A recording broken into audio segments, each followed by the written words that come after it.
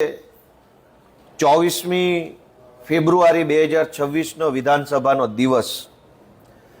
વિધાનસભામાં નાણામંત્રીશ્રીએ જે બજેટ રજૂ કર્યું એ બજેટની સાથે સાથે પૂરક બજેટ પણ એમણે રજૂ કર્યું અને આ પૂરક બજેટ ઉપર આજે ચર્ચાનો દિવસ હતો અને ચર્ચાની અંદર માનનીય નાણામંત્રીશ્રીએ અને અન્ય પણ સરકાર તરફના આગેવાનોએ સરકારની વાહવાહી કરતા વક્તવ્યો રજૂ કર્યા કે અમારી એટલે કે ભાજપની સરકારે ખેડૂતોને ખૂબ બધી સહાય ચૂકવી દીધી માવઠામાં અને ખેડૂતોને આબાદ કરી દીધા વગેરે વગેરે પ્રકારની આજે એમણે ગૃહમાં ચર્ચા કરી છે. ત્યારે મેં પોતે અમારા વિસાવદર મત વિસ્તારના લોકોને માવઠા દરમિયાન જે નુકસાની ગઈ અને એમાં વીસી દ્વારા કેટલાક કિસ્સામાં ફોર્મ ન ભરવામાં આવ્યું, કેટલાક કિસ્સામાં ફોર્મની પહોંચ ન આપવામાં આવી, કેટલાક કિસ્સામાં ઈરાદાપૂર્વક સરકારના ઓનલાઈન પોર્ટલમાં ખોટા આંકડાઓ નાખવામાં આવ્યા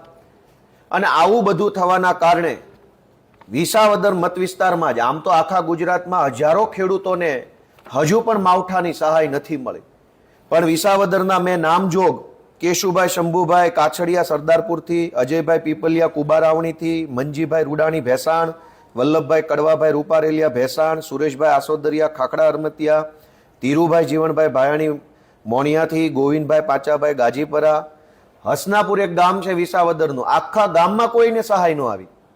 આખા ગામે ફોર્મ ભર્યું છે હસનાપુર ગામ, એક પણ વ્યક્તિને આ જે માવઠું આવ્યું નવેમ્બર ડિસેમ્બરમાં એની સહાય નથી મળી. છતાંય વિધાનસભાની અંદર વાહવાહી ચાલે છે કે ખેડૂતો માટે આમ ખજાનો જાણે કે લૂંટાવી દીધો હોય અને ખેડૂતો આ ખજાનો લઈને અમીર થઈ ગયા હોય એવા પ્રકારની વાતો ચાલે છે. આ તો માત્ર વિસાવદરનો દાખલો છે. આખા ગુજરાતના અનેક ખેડૂતોને જે માવઠાની સહાય નથી મળી તે બાબતે આજે પૂરક માંગણી ઉપર ચર્ચા કરતા મેં રજૂઆત કરી છે.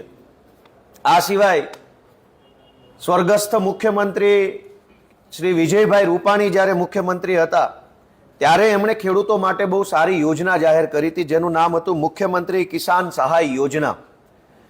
આ યોજનામાં એવું હતું કે અતિવૃષ્ટિ, અનાવૃષ્ટિ કે કમોસમી વરસાદ એટલે કે માવઠું આવે ત્યારે ખેડૂતોને જે કાંઈ નુકસાન થયું એના 100% વળતર ચૂકવવું એવી યોજના વિજયભાઈ રૂપાણીએ બનાવી. પણ ત્યારબાદ આ યોજના આજ દિવસ સુધી લાગુ કરવામાં નથી આવી. એટલે ખેડૂતોને જ્યારે પોતાના ખેતરમાં પાક નુકસાની થાય અતિવૃષ્ટિ, અનાવૃષ્ટિ કે કમોસમી વરસાદની, ત્યારે સરકારના પેકેજ ઉપર આધાર રાખવો પડે છે. ખેડૂતોને નુકસાનીનું વળતર પોતાના હક કે અધિકારના સ્વરૂપમાં નહીં, પેકેજના સ્વરૂપમાં, શુદ્ધ ગુજરાતીમાં પડીકું. ખેડૂતો કોઈ ભીખ નથી માગતા, ખેડૂતો અધિકાર માગે છે, હક માગે છે, આત્મસન્માન સાથે પોતાનો હક માગે. પડીકું શું હોય? સરકાર અત્યારે ગુજરાતની આ મુખ્યમંત્રી કિસાન સહાય યોજના લાગુ નથી કરતી.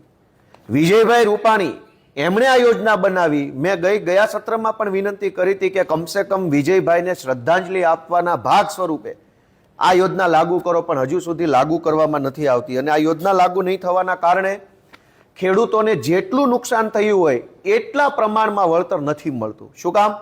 કેમ કે હાલની જે વળતર આપવામાં આવે છે નુકસાનીનું એ પેકેજના સ્વરૂપમાં છે, યોજનાના સ્વરૂપમાં નથી. યોજના હોય તો ખેડૂતોને 100% વળતર આપવું પડે. પેકેજ તો સરકાર મન ફાવે એવું પેકેજ જાહેર કરી અને જાહેરાતો કરી અને પોતાની વાહવાહી કરી લેતી હોય. આ મુખ્યમંત્રી કિસાન સહાય યોજના અમલમાં નહીં આવવાના કારણે ખેડૂતોનું ખેતર જે ભાગવું રાખે છે, મજૂરી ભાગે. આપણા ગુજરાતમાં અનેક પરિવારો એવા છે જે બીજાનું ખેતર વાવવા રાખે છે, જેને અમારે કાઠિયાવાડ બાજુ ભાગવું રાખ્યું એમ બોલાય. આ ભાગવું રાખનારા લોકોને પણ કોઈ વળતર મળતું નથી. આજે અમારા નેતા ચૈતરભાઈ વસાવાએ વિધાનસભાની અંદર આ રજૂઆત કરી છે, મારી પણ રજૂઆત છે કે ખેડૂતોને જે વળતર મળે છે એવી રીતે ભાગવું રાખનાર લોકોને પણ વળતર મળવું જોઈએ. આ સાથે આજે વિશ્વની 8મી અજાયબી જે આખા દુનિયાના દેશોમાં રહેતા ગુજરાતીઓએ જોઈ, અમારા વિસાવદર તાલુકાના બરડિયા ગામના સરકારી દવાખાનાના સંડાસનો નળ, એની વાત પણ આજે વિધાનસભા સુધી પહોંચાડવી પડે એ અમારા માટે દુઃખનો વિષય છે. એક બાજુ કરોડો અબજોની મોટી મોટી વાતો વિધાનસભામાં થાય છે કે સરકાર આમ કરે છે, તેમ કરે છે, અને જુઓ તો સંડાસના નળે સાચી દિશામાં મૂક્યા નથી. તો એક નળ મૂકવાનો વેત નથી કે કઈ બાજુ નળ મૂકવાનો હોય, અને વાતો કરે છે વિશ્વગુરુ બનવાની. મારી તો સરકારને વિનંતી છે કે નળ મૂકવાની અમારી પાસેથી ટ્રેનિંગ લઈ લો કે ક્યાં નળ મૂકવો, ડોલ ક્યાં મૂકવી, ટબલર ક્યાં મૂકવું, એ શીખવાડવું પડશે સરકારને. અને વાતો કરોડો રૂપિયાની, વિશ્વગુરુ કેવી રીતે બનશે જ્યારે ટોયલેટનો નળ પાછળ હશે? તો આખી દુનિયાએ જોયું કે 1.5 ફૂટનો દરવાજો હતો ટોયલેટની અંદર જવાનો, 1.5 ફૂટનો દરવાજો હોય ક્યાં? તો આજે માત્ર બરડિયા નહીં, અમારા મત વિસ્તારના ઘોડાસણ, મોણિયા, જેતલવડ, આ અનેક ગામડાના સરકારી દવાખાનાના બાંધકામ સમયસર પૂરા નથી થતા. જ્યાં બાંધકામ થાય છે ત્યાં ભ્રષ્ટાચાર થાય છે, ભયંકર ભ્રષ્ટાચાર. દવાખાનામાં તે દવાખાનું જ બીમાર હોય તો બીમાર માણસ ક્યાં જવાનો? એટલે આજે એ મુદ્દા ઉપર મેં કાપ દરખાસ્તના માધ્યમથી આરોગ્ય વિભાગનું ધ્યાન દોર્યું છે. એ સિવાય આજે પાણી પુરવઠા વિભાગની માંગણીનો દિવસ હતો, પૂરક માંગણી. મારે અત્યંત દુઃખ સાથે કહેવું પડે છે કે મારા મત વિસ્તારના કરિયા, છેલણકા, મોટી મોણપરી, જામકા, હરિપુર, પરબવાવડી, પ્રભાતપુર, ખંભાળિયા, સામતપરા અને ભાટગામ, આટલા ગામડાની અંદર જર્જરિતમાં જર્જરિત ટાંકીઓ છે, એ તોડવાની છે. નવી તો આ લોકોથી બને એમ નથી, કેમ કે એમનામાં કામ કરવાની દાનત નથી. પૈસા છે, સત્તા છે, બધું જ છે, પણ દાનત નથી. એટલે નવી ટાંકી તો ભાજપની સરકાર બનાવી શકે એમ નથી. પણ વર્ષો પહેલા કોઈ બીજી સરકારોએ ટાંકીઓ બનાવી, એ આજે જર્જરિત છે, અને તોડવામાં પણ આ લોકોથી કામ નથી થતું. હું જ્યારથી ધારાસભ્ય ચૂંટાયો ત્યારથી કરિયા, છેલણકા, મોટી મોણપરી અને જામકા ગામની ટાંકી તોડવા બાબતે કલેક્ટરને અત્યાર સુધીમાં 3 ખટારા ભરાય એટલી રજૂઆત કરી ચૂક્યો છે. 3 ખટારા ભરીને રજૂઆતો કરી કલેક્ટરને, ડીડીઓને, તાલુકા વિકાસ અધિકારીને, વાસ્મોના અધિકારીઓને, છતાં એક ટાંકી તોડવાનું મુહૂર્ત આવતું નથી. આવડું મોટું સરકારી વહીવટી તંત્ર ભેગું મળીને 10 ગામની જર્જરિત ટાંકીઓ તોડી શકતા નથી. નવી બનાવવાની તો આમને કહીશું તો મને એવું લાગે છે કે આ 2026 છે, કદાચ 8026માં નવી ટાંકી બને, પણ તોડવા માટે આ લોકો પાસે સમય નથી. આવી વાતો, ટાંકી તોડવા જેવા મુદ્દાઓ વિધાનસભામાં લઈ જવા પડે એ મને એમ લાગે છે કે બહુ શરમનો વિષય છે. આજે ગુજરાતની સરકારે એક નવું નજરાણું પેશ કર્યું છે. અત્યાર સુધી એવું જોયું હતું કે સત્તા પક્ષ અને વિરોધ પક્ષ બંને આમને સામને એકાબીજા ઉપર આરોપ કરે ને એકાબીજા ખુલાસો કરે. અમે ભાજપ ઉપર કંઈ કહીએ તો ભાજપ ખુલાસો કરે, ભાજપ અમારા ઉપર આરોપ કરે તો અમે ખુલાસો કરીએ.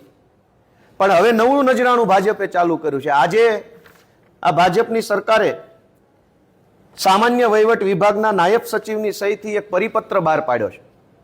અને એ પરિપત્ર એવું કહે છે કે વિધાનસભાના બજેટ સત્ર દરમિયાન વિપક્ષ દ્વારા કરવામાં આવતા વિવિધ આક્ષેપો સામે જવાબ આપવા માટે દરેક વિભાગમાંથી નાયબ સચિવ અથવા સંયુક્ત સચિવ કક્ષાના અધિકારીની નોડલ ઓફિસર તરીકે નિમણૂક કરવી.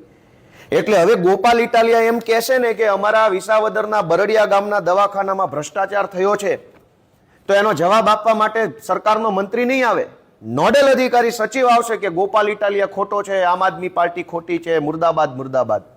આ શું તમાશો કર્યો ભાજપે? વિપક્ષના સવાલનો જવાબ અધિકારી આપશે કે સરકાર આપશે? તમારા અધિકારી જો જવાબ આપતા હોત, તમારી સરકારના માણસો જો અમને સીધા જવાબ આપતા હોત, તો અમારે ક્યાં વિધાનસભામાં ટાંકી તોડવાના, બરડિયાના દવાખાનાના પ્રશ્નો લાવવા પડતા? તમારા કલેક્ટર, તમારા ડીડીઓ, તમારા એસપી, તમારા બધા અધિકારીઓ જો ધારાસભ્યોને સીધા જવાબ આપતા હોત, કામ કરતા હોત, તો અમારે અહીંયા વિધાનસભામાં આવું લખીને આપવું પડે. એ નથી જવાબ આપતા.